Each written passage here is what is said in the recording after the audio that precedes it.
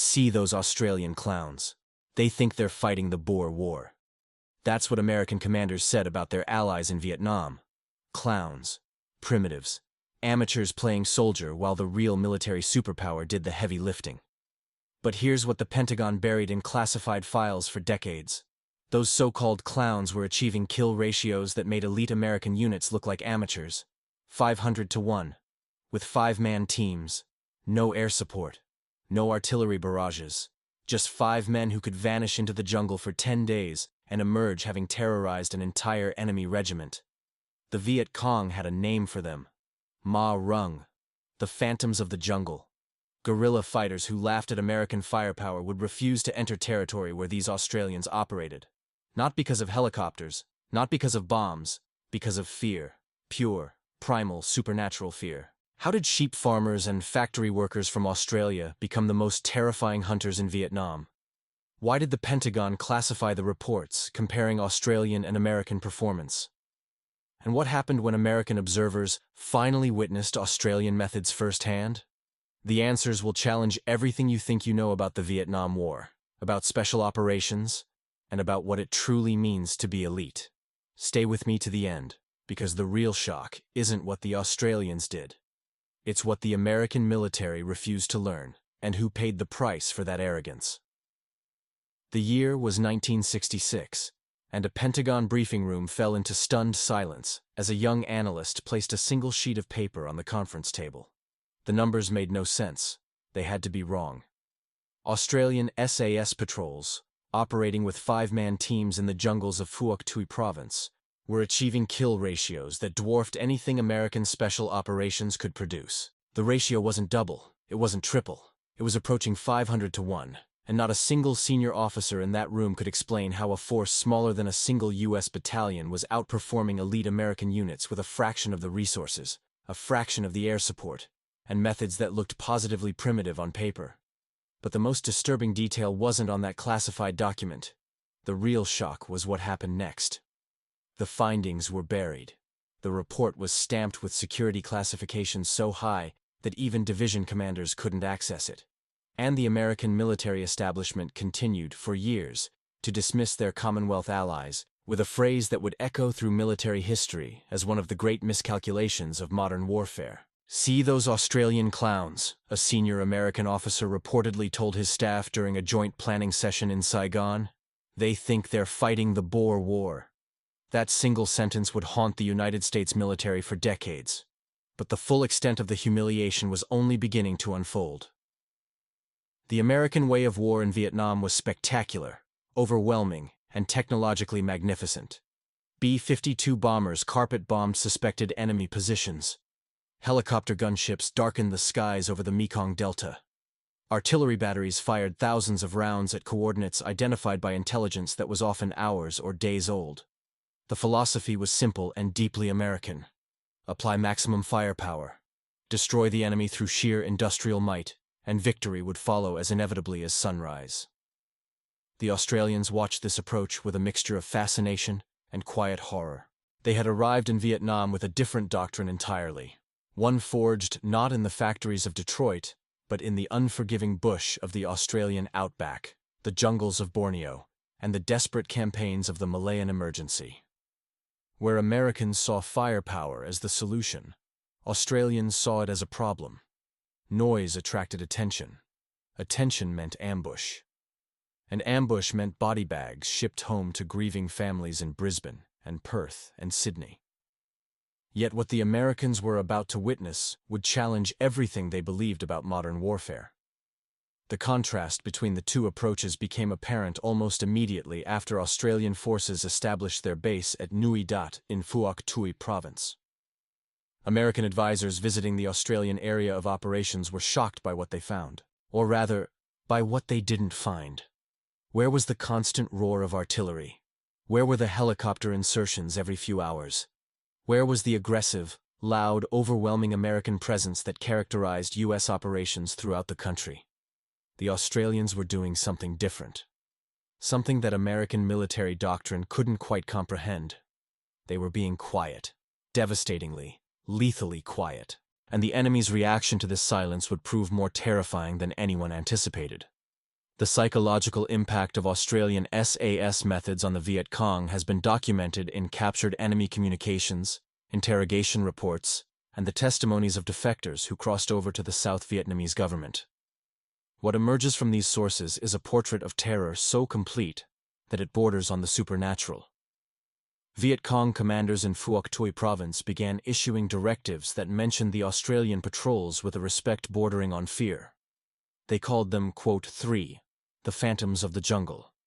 The name wasn't chosen lightly.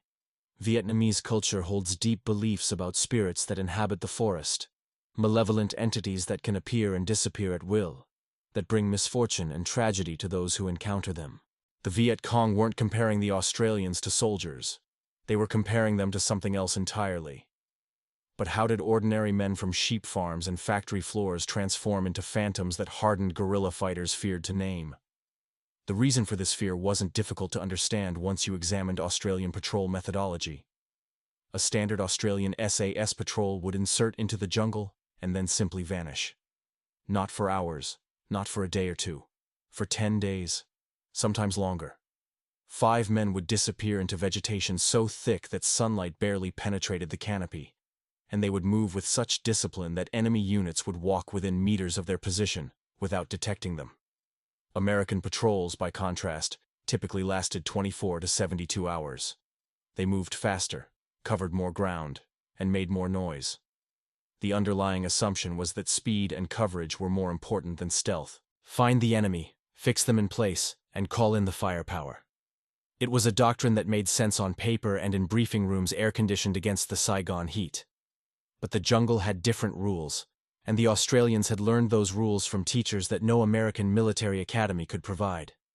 The training that produced Australian SAS operators was, by any reasonable standard, among the most grueling military selection processes in the world.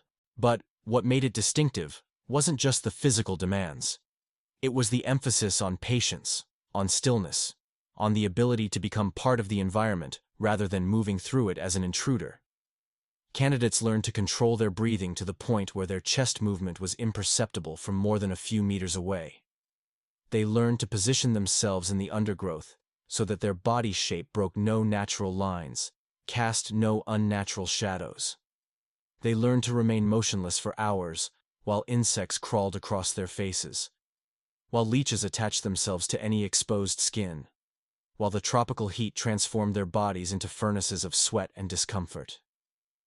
And then came the element that would give them their supernatural edge. Aboriginal trackers, descendants of people who had survived for 60,000 years in some of the harshest environments on Earth, taught the Australians methods of reading terrain, tracking prey, and moving silently that predated Western civilization by millennia. This wasn't ceremonial. This wasn't a public relations gesture toward Australia's indigenous population. This was practical, lethal education in human hunting techniques that had been refined over countless generations. The Aboriginal concept of reading country, understanding landscape as a living text that revealed the movements and intentions of everything within it, became central to Australian SAS methodology. American Special Forces had nothing comparable. Green Berets and Navy SEALs were superb warriors, among the finest their nation had ever produced. But their training emphasized direct action, aggressive patrolling, and the coordination of overwhelming firepower. They were hammers looking for nails. The Australians were becoming something far more dangerous. They were becoming the jungle itself. What happened when these two philosophies collided would reshape the understanding of special operations forever. The first major indication that something unusual was happening in Phuoc Tuy province came through the intelligence channels that connected field operations to the labyrinthine analytical apparatus in Saigon and Washington. Enemy activity in Australian-controlled territory was declining at a rate that defied explanation. Viet Cong units that had operated freely throughout the province were suddenly hesitant to move. Supply lines that had functioned for years were disrupted, and the body count, that obsessive metric that defined American strategy in Vietnam, was climbing steadily in Australian after-action reports, while their own casualty figures remained astonishingly low. Pentagon analysts initially attributed these results to the relatively small size of the Australian area of operations. Phuoc Thai province was a manageable piece of terrain, they argued, and the Australians simply had an easier task than American forces grappling with the vast expanses of the Central Highlands or the dense population centers of the Mekong Delta. But this comfortable explanation was about to collapse under the weight of undeniable evidence. The Viet Cong presence in Phuoc Tuy had been substantial before the Australian arrival.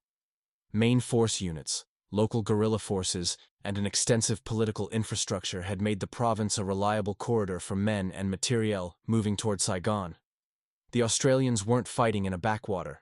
They were fighting in a strategically significant area that the enemy had every reason to defend. And yet the enemy was losing. Badly. Without the massive expenditure of ammunition and air power that characterized American operations elsewhere in the country. The question that Pentagon analysts couldn't answer was simple. How? The answer would disturb American military leadership to their core. The answer lay in a methodology so different from American doctrine that it might as well have come from another planet. Which, in many ways, it had.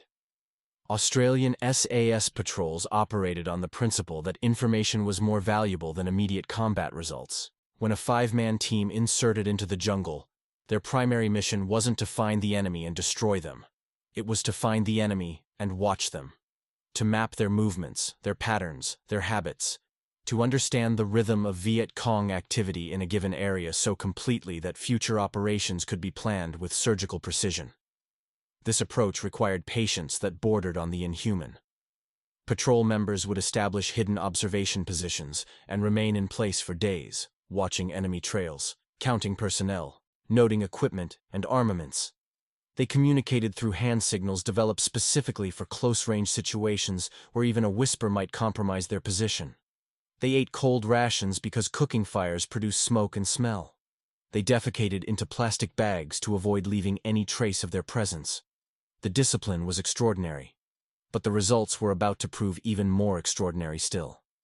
When Australian forces did engage the enemy, they did so with intelligence so precise that Viet Cong commanders couldn't understand how their operational security had been compromised. Ambushes were laid along routes that the enemy thought were secret. Attacks were launched at times when enemy units were at their most vulnerable, and the psychological impact of these precisely targeted operations far exceeded their numerical results. The Viet Cong began to believe that the Australians knew everything, that they could see through the jungle canopy, that they could read minds. The rational explanation, patient observation, and disciplined intelligence gathering was somehow less believable than the supernatural alternative. And what the Americans discovered when they sent observers to learn these methods would shake their confidence in their own doctrine. American military observers were dispatched to Australian positions throughout 1967 and 1968, tasked with understanding and potentially replicating the methods that were producing such impressive results. What they found disturbed many of them deeply. The Australian approach to counterinsurgency wasn't just tactically different from American methods. It was philosophically different in ways that challenged fundamental assumptions about how wars should be fought. Take the matter of firepower. American doctrine held that overwhelming force was always preferable to measured response. If a patrol made contact with the enemy, the appropriate reaction was to call in artillery, request air support, and bury the opposition under thousands of pounds of high explosive. This approach minimized American casualties in the immediate engagement, and demonstrated the technological superiority that was supposed to guarantee ultimate victory. The Australians considered this approach not merely ineffective, but actively counterproductive. Every artillery barrage, every airstrike, every helicopter gunship run announced to the enemy exactly where friendly forces were operating. It destroyed the element of surprise for any follow-up operations. It generated civilian casualties that drove the population toward the Viet Cong, and it consumed resources that could have been used more effectively elsewhere. Australian patrols often completed entire operations without calling in any external fire support at all. When they made contact with the enemy, they dealt with the situation using their own weapons, primarily the suppressed versions of the Sterling submachine gun, and the remarkable ability of 5 skilled operators to deliver precisely aimed fire at close range. The results spoke for themselves. Australian casualty rates were a fraction of American rates in comparable operations, Enemy casualties were inflicted with far less expenditure of ammunition and resources. And the intelligence gathered during these patient, quiet operations proved invaluable for subsequent planning. But what American observers struggled to accept would prove to be the most valuable lesson of all. The Australian approach required a complete rethinking of how special operations should be conducted. It required accepting that the American way might not be the best way. And that was a conclusion that few military professionals were prepared to embrace. The rivalry that simmered beneath the surface was about to boil over in ways that would expose the true cost of American arrogance. The rivalry between American and Australian special forces was never officially acknowledged, but it simmered beneath the surface of joint operations throughout the Vietnam conflict. American operators respected the courage and professionalism of their Australian counterparts. But respect and understanding are different things, and the tactical philosophy gap between the two forces sometimes seemed unbridgeable. One incident that circulated through special operations communities on both sides of the Pacific illustrated this gap with painful clarity. An American MACV SOG team, operating near the Cambodian border, had been inserted to gather intelligence on enemy infiltration routes. The operation went badly almost immediately. The team was detected within hours of insertion, and a running firefight developed as they attempted to reach their extraction point. By the time helicopters pulled them out, 3 team members had been wounded, and the operation was considered a complete failure. The intelligence objective had not been achieved, and the enemy now knew that American forces were operating in the area. What happened next would become legend in special operations circles. An Australian SAS patrol was inserted into the same general region approximately 2 weeks later. Their mission was similar: observe and report on enemy movement along suspected infiltration routes. The Australians remained in the jungle for 12 days. They were never detected. They gathered intelligence on enemy unit composition, movement patterns, and logistics that proved invaluable for subsequent operations. And they returned to base without having fired a single shot. The American team had been composed of experienced, highly trained operators. Their individual skills were beyond question. But their methodology, faster movement, larger signature, greater reliance on external support, had proven inferior to the Australian approach in this particular environment, against this particular enemy. The lesson should have been clear, but institutional pride would prevent that lesson from being learned for years to come. The psychological warfare dimension of Australian SAS operations represented another area where American observers found themselves uncomfortable with what they witnessed. The Australians understood that their small numbers meant they could never defeat the Viet Cong through attrition alone. They had to multiply their effectiveness through something more primal: terror. The methods they employed were controversial then, and remain controversial in historical retrospect, but their effectiveness was undeniable. When Australian patrols eliminated enemy personnel, they sometimes left the bodies positioned in specific ways designed to communicate messages to other Viet Cong who would discover them.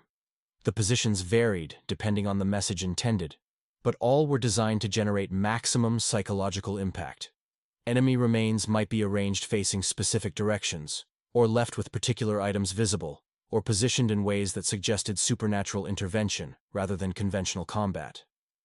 But the psychological assault on enemy morale didn't stop there. The Australians also employed what they called prophylactic ambush techniques, striking enemy units before those units could threaten Australian positions. The intelligence gathered during patient observation allowed them to identify enemy commanders, to understand unit structures, and to target their strikes for maximum disruptive effect. Eliminating a single squad leader might be more valuable than wiping out an entire platoon of foot soldiers, and Australian operations were planned with this calculus in mind.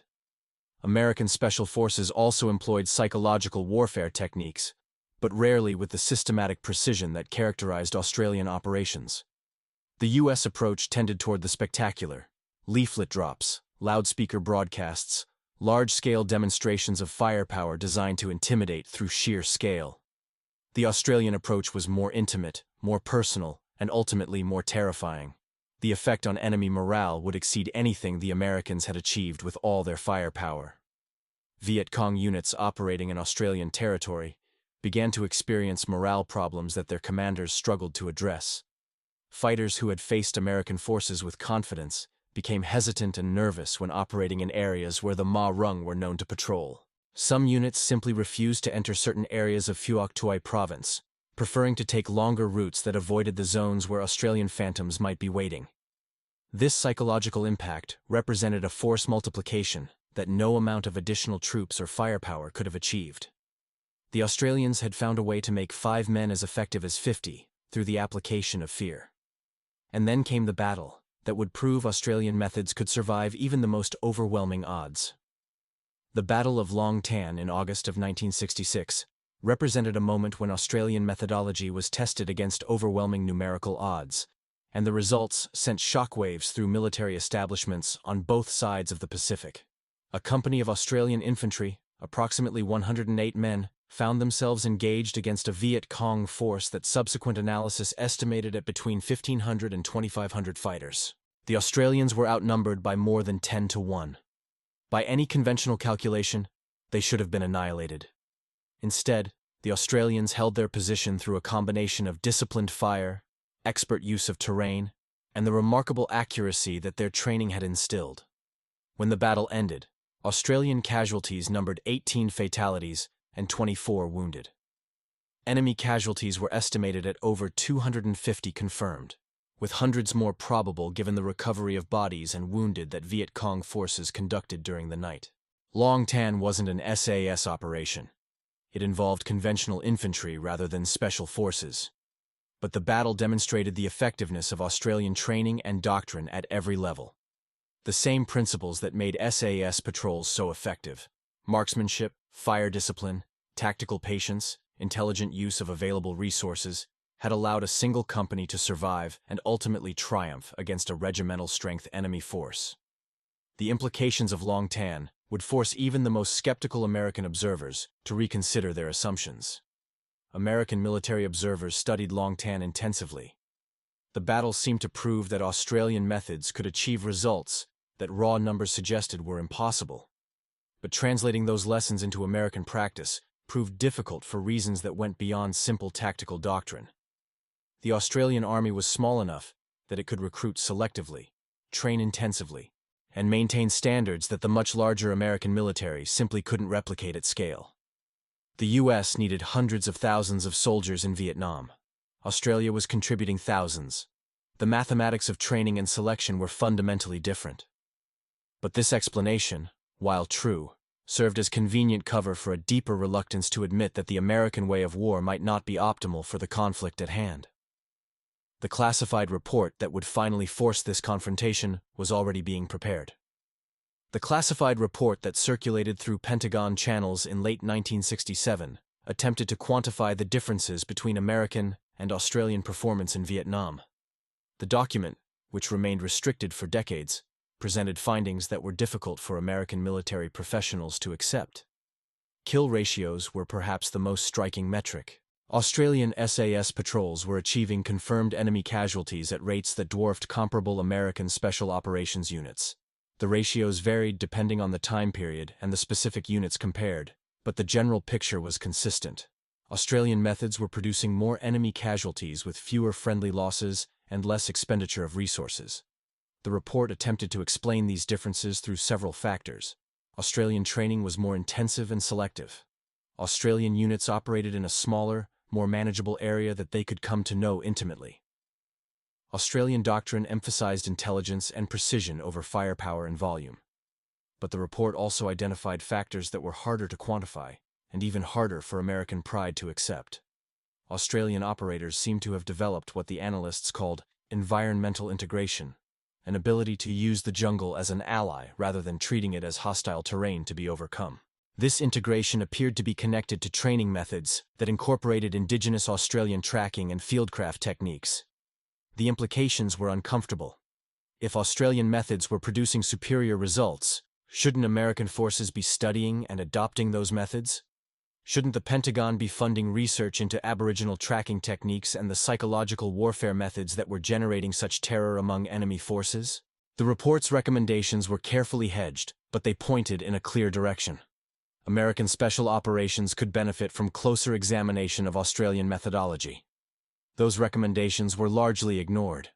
And the cost of that ignorance would be measured in ways that haunted the American military for generations. The reasons for this institutional resistance were complex and revealed much about the nature of military organizations and national pride. American special forces had their own traditions, their own training methods, their own institutional culture. Adopting foreign techniques, particularly from a military ally that many Americans viewed as a junior partner, would have required acknowledging deficiencies that no one wanted to admit existed. There was also the matter of scale. Australian methods required patience and restraint that might not be sustainable across the vast theater of American operations in Vietnam. A 5-man patrol operating for 10 days without external support was possible when you had a few hundred such patrols to deploy. It became logistically nightmarish when you needed thousands. But beneath these practical concerns lay something more fundamental and more damaging. There was the deeper philosophical question that the Australian experience raised. Was the American way of war fundamentally suited to counterinsurgency operations? The United States military was designed to fight and win conventional conflicts against peer adversaries. Its strength lay in logistics, technology, and overwhelming industrial capacity. None of these advantages proved decisive against an enemy that chose when and where to fight, that could absorb casualties at rates that would have destroyed Western armies, and that measured success in terms of political will rather than territorial control. The Australians seemed to understand something that American doctrine struggled to grasp. In counterinsurgency warfare, less could be more. Precision mattered more than volume. Intelligence mattered more than firepower. And patience, that most un-American of virtues, might matter most of all. The legacy of this understanding would reshape special operations worldwide, though not before exacting a terrible price. The legacy of Australian SAS operations in Vietnam extended far beyond the conflict itself. In the decades that followed, special operations forces around the world would study the methods that the Australians had employed in Phuoc Tuy province. The emphasis on small unit patrolling, patient intelligence gathering, and psychological warfare would influence the development of counterinsurgency doctrine in conflicts from Northern Ireland to Afghanistan. American special operations eventually adopted many techniques that their Australian allies had pioneered in Vietnam. The evolution of SEAL Team 6 and Delta Force in the 1980s reflected lessons learned from various sources, including Commonwealth special operations traditions. The emphasis on selection standards, individual skill development, and precision operations over mass deployment could be traced, at least in part, to the uncomfortable questions that Australian performance had raised during the Vietnam era. But this knowledge transfer happened slowly, grudgingly, and often without explicit acknowledgement of its sources. The phrase quote 7 may have been apocryphal, but the attitude it represented was real enough. American military culture struggled to learn from smaller allies whose methods seemed to contradict fundamental American assumptions about how wars should be fought and won. The cost of this resistance was measured in lives. American special operators continued to deploy with methodologies that prioritized action over patience, firepower over precision, and movement over observation. Some of them paid the price that the Australians had learned to avoid through different methods, and the enemy never forgot who they truly feared. The Viet Cong veterans who survived the war and later spoke about their experiences consistently identified the Australian forces as among the most feared opponents they had faced. This assessment was remarkable, given the relative scale of Australian commitment compared to American involvement. The United States deployed over 500,000 troops to Vietnam at the peak of its involvement. Australia never had more than 8,000 in-country at any time. Yet the psychological impact of Australian operations, particularly SAS activities, was disproportionate to these numbers in ways that military theorists continue to study. The Australians had achieved something that eluded their larger ally. They had made the enemy afraid in his own territory. This fear wasn't based on firepower. It wasn't based on technological superiority. It wasn't based on the ability to call in airstrikes or artillery barrages that could devastate square kilometers of jungle. It was based on something older, something more primal. The fear of being hunted by predators you cannot see, cannot hear, and cannot escape. The Ma Rung had earned their name through methodology rather than mythology. They had studied their prey with scientific precision, learned its habits and patterns, and struck with timing and placement that seemed to require supernatural knowledge. That this knowledge came from patient observation, rather than mystical insight, made it no less terrifying to those who experienced its effects. The contrast with American forces would become even starker as the war entered its final phase. The contrast between American and Australian approaches became even starker in the final years of the Vietnam conflict. As American forces began their long withdrawal, the tactical situation deteriorated in many areas of the country. But Australian-controlled Phuoc Thai province remained relatively stable, a testament to the different relationship that had developed between Australian forces and both the enemy and the local population. The Australians had invested heavily in winning popular support through what they called hearts and minds operations, a term that American forces also used but often struggled to implement effectively. The difference lay in approach. American civic action programs tended toward large-scale projects, building schools, distributing food, demonstrating the material benefits of supporting the South Vietnamese government. Australian efforts were more modest in scale but more intimate in execution. SAS patrols that could have avoided all contact with civilians instead chose to spend time in villages, building relationships and gathering intelligence simultaneously. The same patience that characterized their combat operations characterized their approach to the population. Slow, careful, attentive to detail that larger forces might miss. This dual approach, terror for the enemy, relationship building for the population, represented a sophisticated understanding of counterinsurgency that the American military establishment was only beginning to articulate in theoretical terms. The Australians were implementing it in practice, with results that spoke for themselves. The withdrawal of Australian forces would mark the end of an era, but the lessons would endure. The withdrawal of Australian forces from Vietnam in 1971 and 1972 ended one of the most remarkable chapters in special operations history. The SAS had operated in Southeast Asia for nearly a decade, refining methods that would influence military doctrine worldwide. Their legacy wasn't measured in territory captured or governments toppled, the conventional metrics of military success. It was measured in the lessons they had taught, sometimes to students who were reluctant to learn. The American military eventually absorbed many of these lessons, though rarely with acknowledgement of their origins.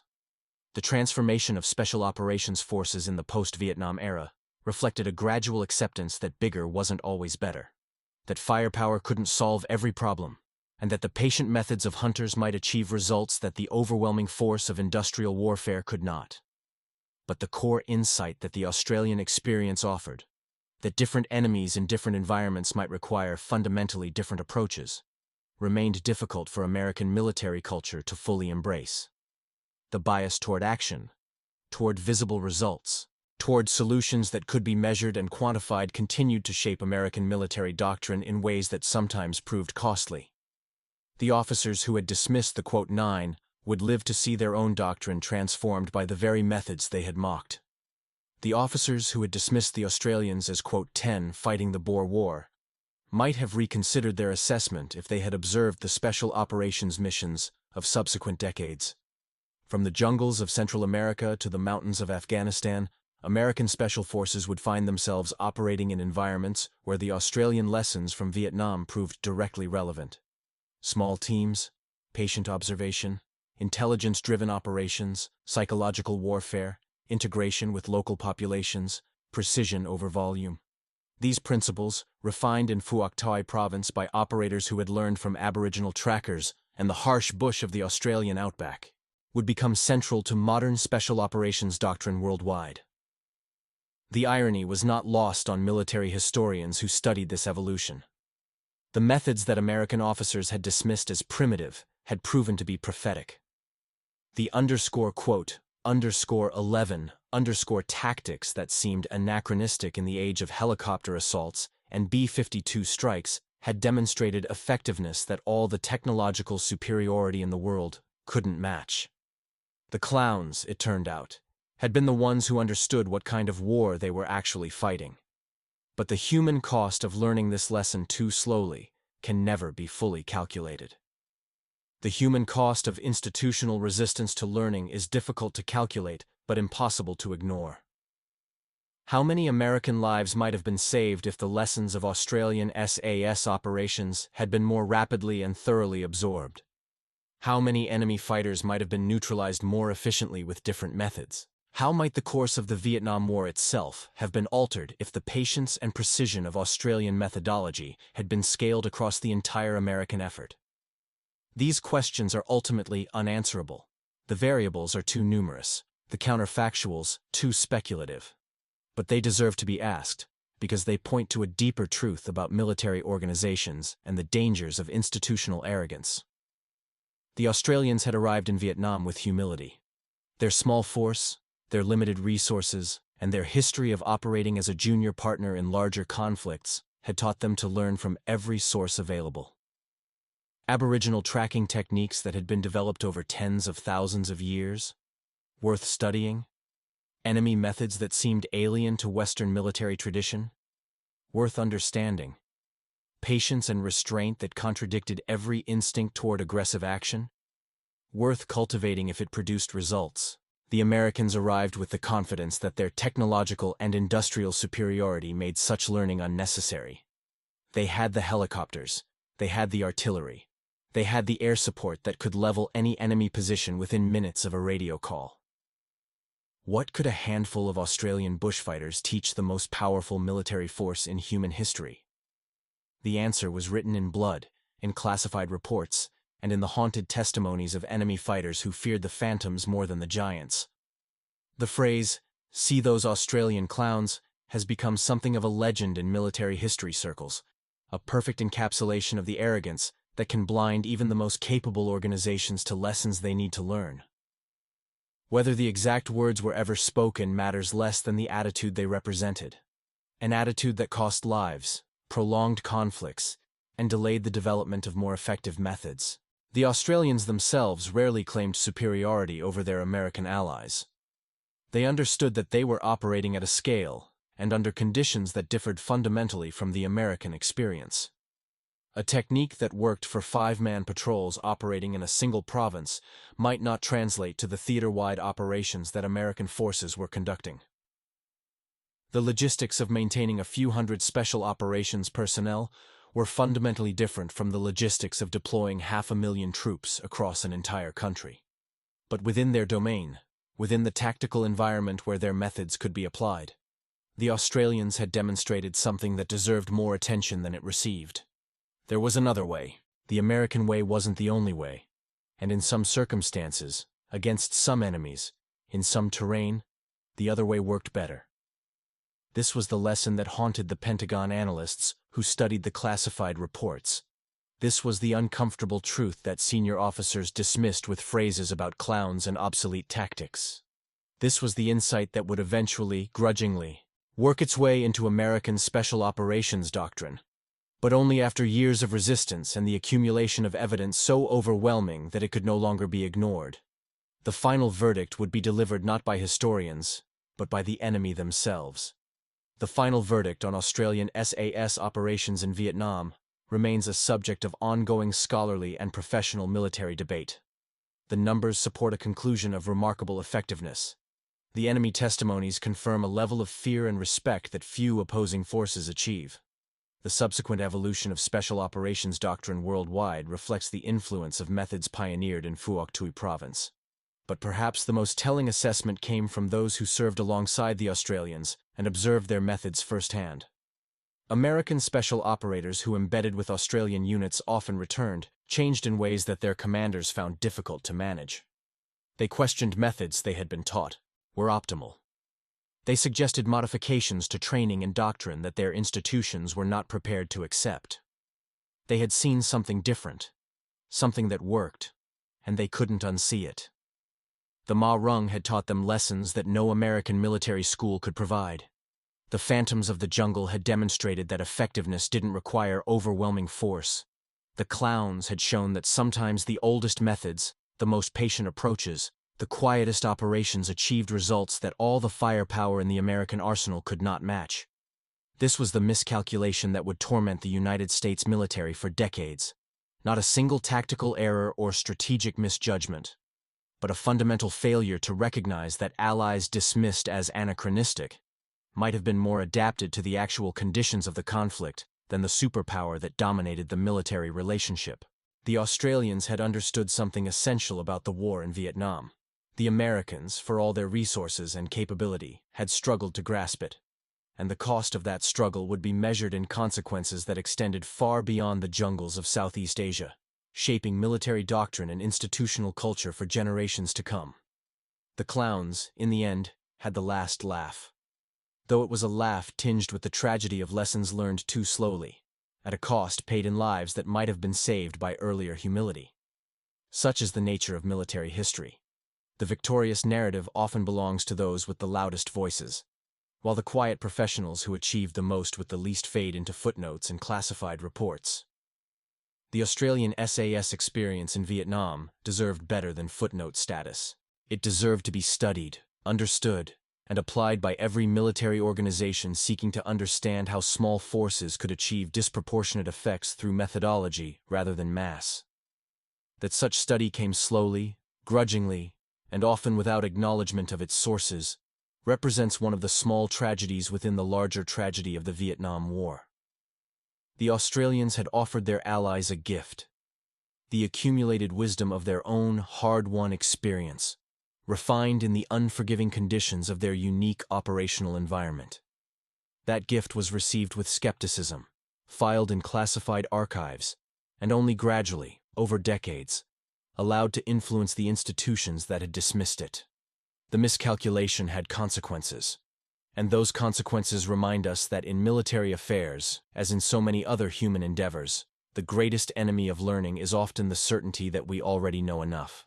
The phantoms of Phuoc Toi province prove that sometimes the quietest voices carry the most important messages. The tragedy is that those messages had to be written in blood before anyone would listen.